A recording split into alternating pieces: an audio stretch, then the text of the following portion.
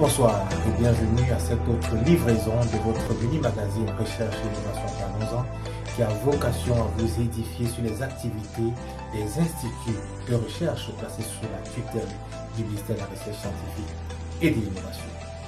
Aujourd'hui, nous avons en posture d'invité le docteur Noé Weng, qui est le directeur général de l'Institut de recherche agricole pour le développement, en abrégé IRAD. Ensemble, nous allons parler des acquis du septennat 2018-2025 dans le domaine de la recherche agricole. Bonjour Monsieur le directeur général. Bonjour Dr Fougué. Et merci déjà d'avoir accepté de nous recevoir dans vos locaux. Merci docteur. Alors Monsieur le directeur général, pour commencer, parlez-nous un peu de votre institut, parlez-nous un peu de l'IRAD, juste en quelques mots. Voilà, merci. Voilà, je crois que c'est la question par laquelle il fallait commencer.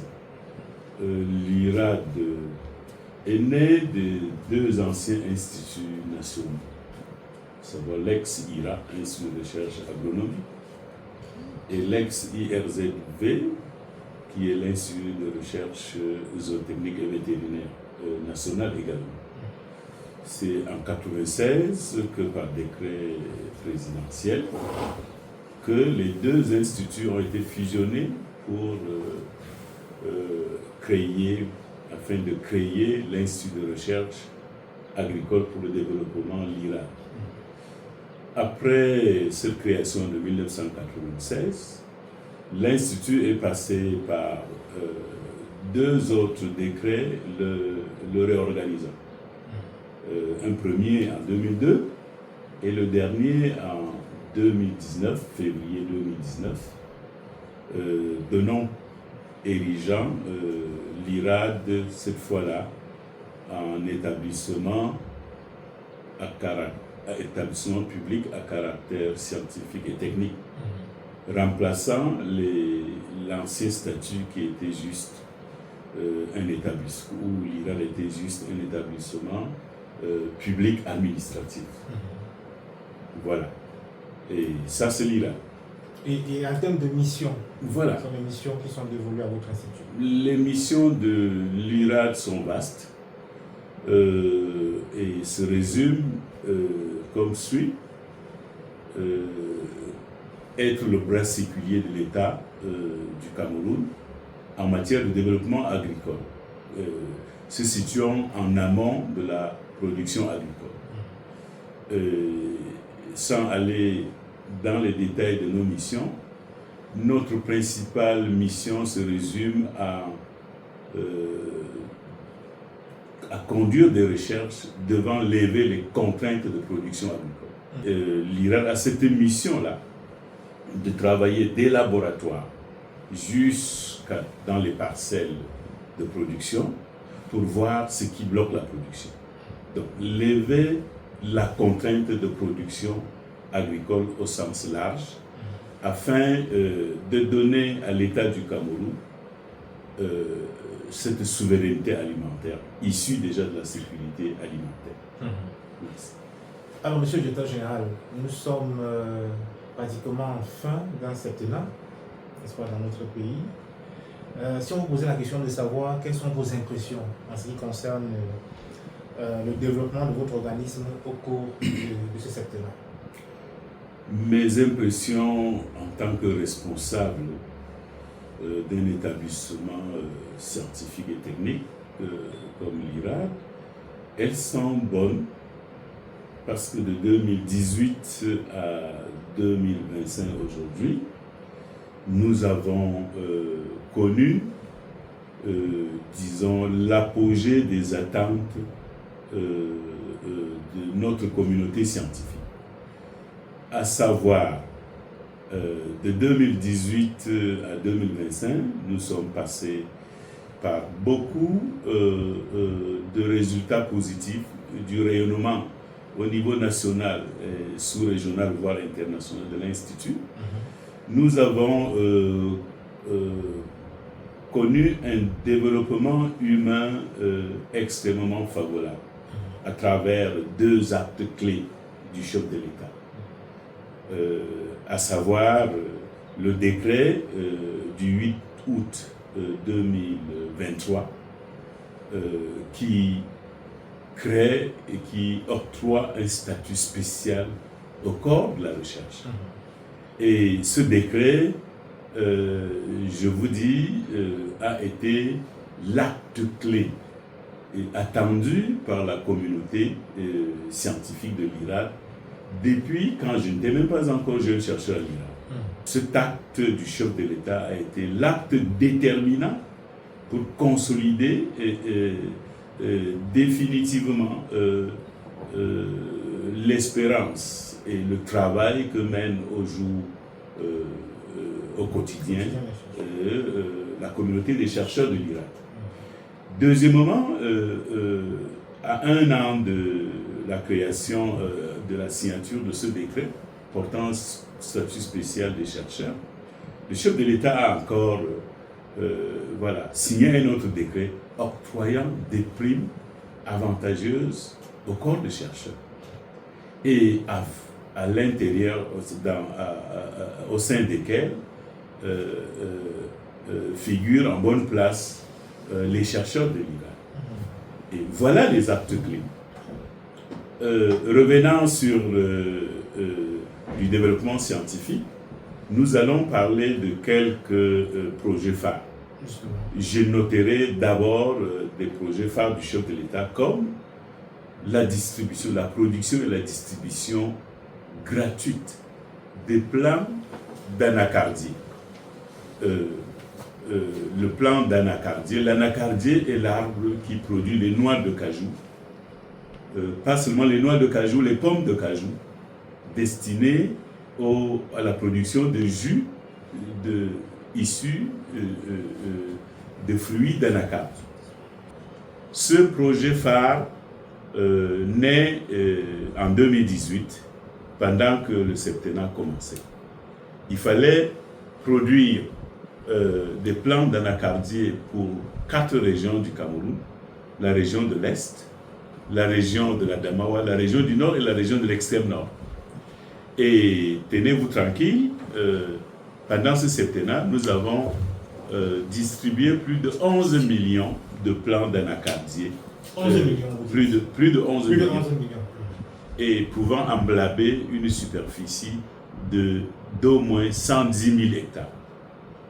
Des 111 millions de plants distribués sur les 4 régions que j'ai citées, si on considère les aléas climatiques, le feu de brousse, la destruction des plants par des animaux et la négligence des producteurs en elles-mêmes, nous nous retrouverons au moins avec 80 000 hectares plantés avec les anacardiers dans les 4 régions citées. Et au cours de ce septennat, les premiers plants d'anacardier distribués aux populations ont commencé à porter des fruits depuis 3 ans. C'est pour cela que le chef de l'État nous a permis également d'acquérir depuis la fin 2024 des unités de chaînes de transformation de noix de cajou. Nous en avons installé 2 aujourd'hui, une chaîne de transformation de noix de cajou dans la Damawa, dans notre centre de Wawa, et une autre chaîne dans notre station polyvalente de Garo. 2 autres chaînes sont en route, la commande publique étant déjà passée, pour équiper la région de l'Est et la région de l'extrême Nord des 2 unités de transformation. Ceci devra booster dans la transformation des plants que nous avons distribués aux populations au cours du septembre. Au total, plus de 500 000 paysans ont reçu des plants et ont été encadrés pour conduire ces plants à bon port afin de booster l'économie de cette région, de ces 2 régions, de ces 4 régions aux écologies fragiles. L'encadrement dont vous parlez, c'est en termes de transfert d'itinéraire de production, c'est ça? Voilà, voilà. Une fois les plants distribués aux GIC coopératives, groupements paysans de ces 4 régions, nos équipes ont continué à les encadrer sur le plan des itinéraires techniques. Qu'est-ce qu'il faut faire? Parce que qu'est-ce qu'il faut faire pour que leurs plantations d'anacardiers ne périssent pas? Comment les protéger des feux de brousse? Quelles sont les pratiques minimales d'entretien afin de conduire ces arbres, ces anacardiers en production? Et là, depuis l'an dernier, depuis 2024, nous avons aussi des prototypes de transformation de fruits d'anacarde, dont on a des prototypes installés à Gaoundéré, à Garoua, à l'est et à l'extrême nord, où on peut presser déjà des jus de fruits, des jus de pommes de cajou, en attendant décortiquer les noix de cajou. Et ça, il y a des journées portes ouvertes pour leur dire que vous qui avez des plantations d'anacardiers qui produisent déjà, voilà comment on peut presser des jus de fruits, des prototypes simples, et ceci devra inciter les opérateurs économiques à installer dans les différentes régions du Cameroun des unités de production, que ce soit de transformation de jus ou bien de transformation de concassage et d'extraction de noix de cajou même, très prisées sur le marché mondial. Et parlant justement de financement, monsieur le directeur général, le chef de l'État a également décidé de mettre à disposition de l'IRAD une allocation financière de peu plus de 10 milliards pour soutenir la production des semences de blé au Cameroun. Alors, qu'en est-il concrètement et où en sommes-nous aujourd'hui? Voilà, je crois que tous les Camerounais souhaitent entendre parler de ce projet blé du chef de l'État.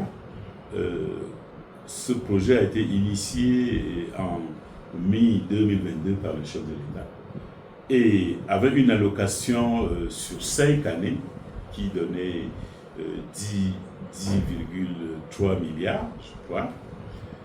Voilà, il fallait, comme c'était une culture qui ne courait pas les rues au Cameroun, parmi les producteurs, il fallait dans un premier temps que l'IRAD, qui travaillait déjà en off sur cette spéculation d'intérêt capital, d'intérêt économique pour notre pays, il fallait dans un premier temps que l'IRAD